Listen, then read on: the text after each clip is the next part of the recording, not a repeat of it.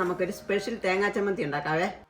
അതിനുവേണ്ടി അരമുറി തേങ്ങ, 10 വറ്റൽമുളക്, 2 ചെറിയ ഉള്ളി കട്ട് ചെയ്ത് വെച്ചിട്ടുണ്ട്, വാളംപുളി, ചെറിയ 2 കഷ്ണം ഇഞ്ചി, കറിവേപ്പില, ഇത്രയും എടുത്ത് വെച്ചിട്ടുണ്ട്. ആദ്യം നമുക്ക് ഈ മുളകും ഉള്ളിയും ഇഞ്ചിയും എല്ലാം കൂടി ഒന്ന് ചെറുതായിട്ട് മൂപ്പിച്ചെടുക്കാം. അതിന് വേണ്ടിയിട്ട് ഞാനൊരു പാൻ അടുപ്പ് വെച്ചിട്ടുണ്ട്.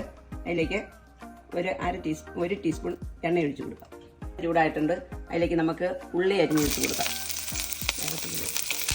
തീ നല്ലതായിട്ട് കുറച്ച് വെച്ചോണ്ട് വേണം ഇത് മൂപ്പിച്ചെടുക്കാൻ.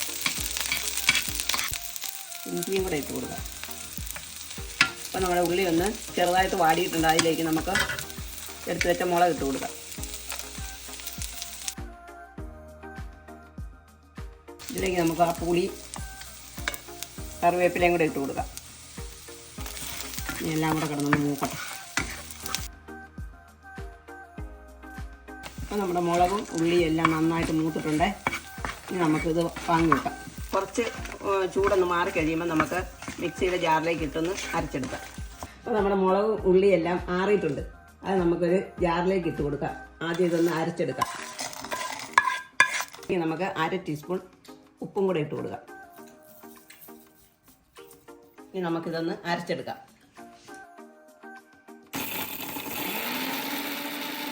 എല്ലാം അരഞ്ഞു വന്നിട്ടുണ്ട്. ഇതിലേക്ക് നമുക്ക് എടുത്തു വെച്ചിരിക്കുന്ന തേങ്ങ ഇട്ട് കൊടുക്കാം. തേങ്ങയും കൂടെ ഇതിൻ്റെ കൂടെ അരയ്ക്കാം.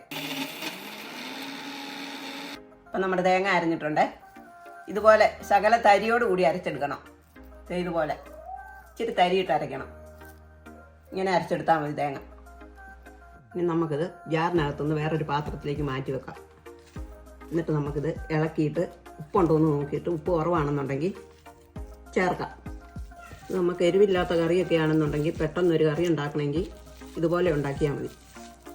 അപ്പം നമ്മുടെ തേങ്ങാ ചമ്മന്തിയൊക്കെ റെഡി ആയിട്ടുണ്ട്.